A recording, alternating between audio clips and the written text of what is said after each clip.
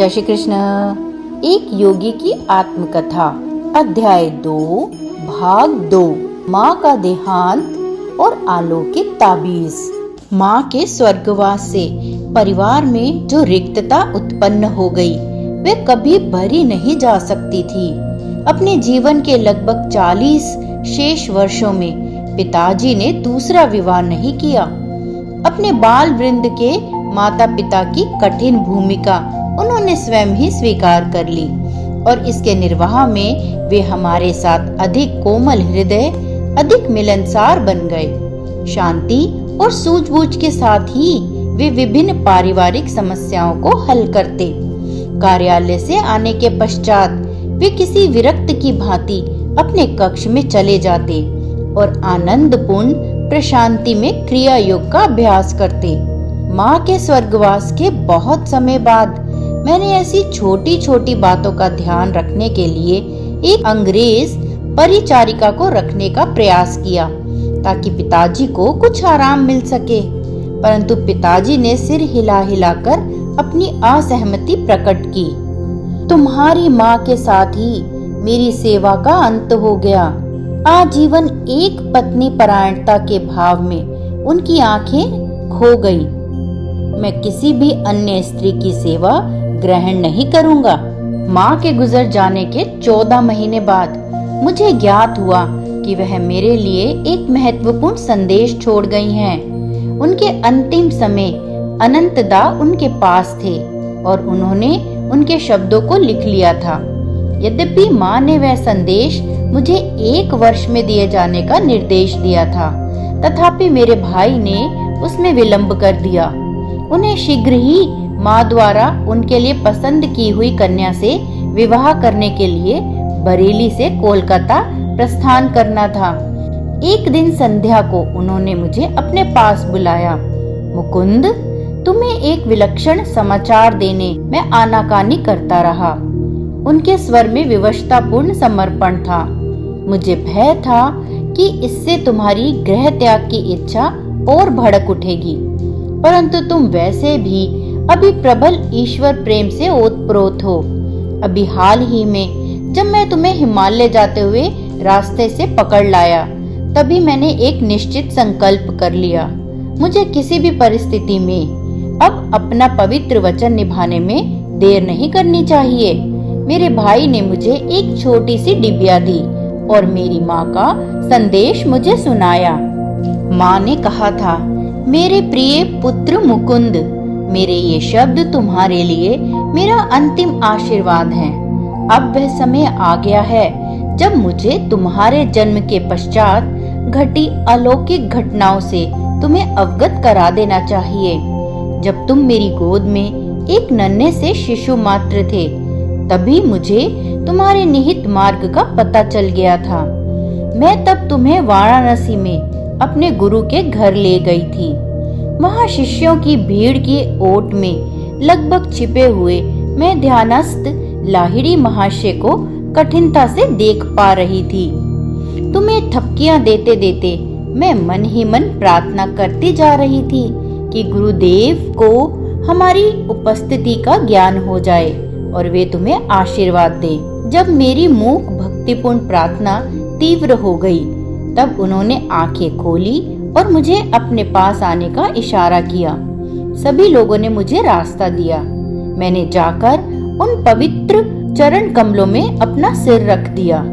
लाहिड़ी महाशय ने तुम्हें अपनी गोद में ले लिया और आध्यात्मिक दीक्षा के रूप में तुम्हारे ललाट पर अपना हाथ रख दिया। छोटी माँ, तुम्हारा पुत्र एक योगी होगा। एक आध्यात्मिक इंजन बनकर वह अनेक आत्माओं को ईश्वर के साम्राज्य में ले जाएगा। सर्वज्ञ गुरुदेव ने मेरी गुप्त प्रार्थना स्वीकार कर ली। यह देख मेरा हृदय आनंद से नाच उठा। तुम्हारे जन्म के कुछ पहले उन्होंने मुझे बताया था कि तुम उनके ही मार्ग पर चलोगे। मेरे पुत्र, बाद में तुम्हें हुए दिव्य आलोक के दर्शन का मुझे और तुम्हारी बड़ी बहन रमा को भी पता चल गया था, क्योंकि हम दोनों उस वक्त साथ में कमरे में तुम्हें अपनी शैया पर निश्चल बैठा देख रही थी। तुम्हारे छोटे से मुखमंडल पर तेज प्रकट हुआ था जब तुम भगवान को खोजने के लिए हिमालय जाने की बात कर रहे थे। तब तुम्हारी आवाज में अत्यंत दृढ़ निश्चय ध्वनित हो रहा था। इन सब माध्यमों से मेरे पुत्र मैं समझ गई थी कि तुम्हारा मार्ग सांसारिक महत्वाकांक्षाओं से दूर है। मेरे जीवन की एक अद्वितीय घटना ने तो इस पर निश्चितता की मुहर लगा दी। वही घटना आज मुझे मृत्यु शैया से यह संदेश तुम्हें देने के लिए विवश कर रही है। यह घटना है पंजाब के एक साधु दर्शन की। जब हमारा परिवार लाहौर में रहता था, तब एक दिन प्रातः काल नौकर मेरे कमरे में आया। मालकिन, एक अजीब साधु द्वार पर आया है और कहता है कि उसे मुकुंद की माँ से ही मिलना है। इन सीधे सरल शब्दों से मेरे भीतर कोई तार झंकृत हो उठा। मैं तुरंत साधु से मिलने बाहर गई। उनके चरणों में प्रणाम करते समय मैं समझ गई कि मेरे सामने कोई सिद्ध पुरुष खड़ा है। उन्होंने कहा, माता, महान गुरुजन तुम्हें यह बता देना चाहते हैं कि इस पृथ्वी पर तुम्हारा वास अब अधिक दिन नहीं रहेगा। तुम्हारी अगली बीमारी तुम्हारे लिए अंतिम सिद्ध होगी। इसके पश्चात थोड़ी देर वे मौन रहे। उनके मौन के दौरान मैंने कोई भय या संकट नहीं बल्कि महान शांति का अनुभव किया। अंततः वे फिर कहने लगे, तुम्हारे पास अमानत के रूप में रखने के लिए चांदी का एक ताबीज दिया जाएगा। वह आज मैं तुम्हें नहीं दूंगा। मेरे कथन को सत्य प्रमाणित करने के लिए कल जब तुम ध्यान कर रही होगी, तब वह तुम्हारे हाथों में मूर्त रूप धारण कर लेगा। जब तुम्हारे मृत्यु की घड़ी निकट आएगी, तब तुम्हें वह ताबीज अपने बड़े बेटे अनंत को देकर उसे बताना होगा कि 1 वर्ष तक वह उस ताबीज को अपने पास रखे और तत्पश्चात उसे तुम्हारे द्वितीय पुत्र को दे। महापुरुषों से प्राप्त उस ताबीज के मर्म को मुकुंद समझ लेगा। उसे यह ताबीज तब मिलना चाहिए जब वह सारी सांसारिक आशा और आकांक्षाओं का परित्याग कर प्राणपण से ईश्वर की खोज के लिए प्रस्तुत हो रहा हो। जब वह ताबीज कुछ वर्षों तक उसके पास रह चुका होगा और जब उसका उद्देश्य पूरा हो चुका होगा, तब वह ताबीज जहां से आया था वहीं वापस चला जाएगा। मैंने उस साधु को भिक्षा अर्पण कर परम भक्ति भाव से नमन किया। भिक्षा ग्रहण ना कर मुझे आशीर्वाद देकर वह चले गए। अगले दिन संध्या को जब मैं हाथ जोड़कर ध्यान में बैठी थी, तब चांदी का एक ताबीज मेरी हथेलियों के बीच प्रकट हो गया।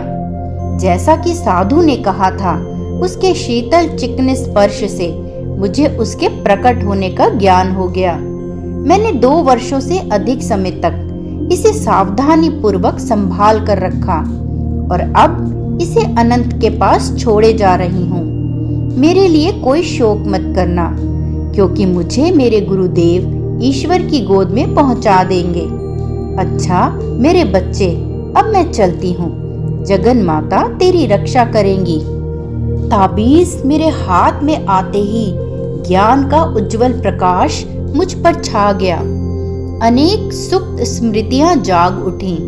ताबीज गोल, दिखने में कुछ विचित्र सा और प्राचीन लगता था। उस पर संस्कृत के अक्षर गुदे हुए थे। मैं समझ गया कि इस जन्म के जीवन पथ पर भी अदृश्य रूप से मेरा मार्गदर्शन करने वाले मेरे पूर्व जन्मों के गुरुओं ने इसे भेजा था। इसका एक और अधिक गहन अभिप्राय भी था, परंतु ताबीज के भीतरी रहस्य का भेद खोल देना उचित नहीं होगा।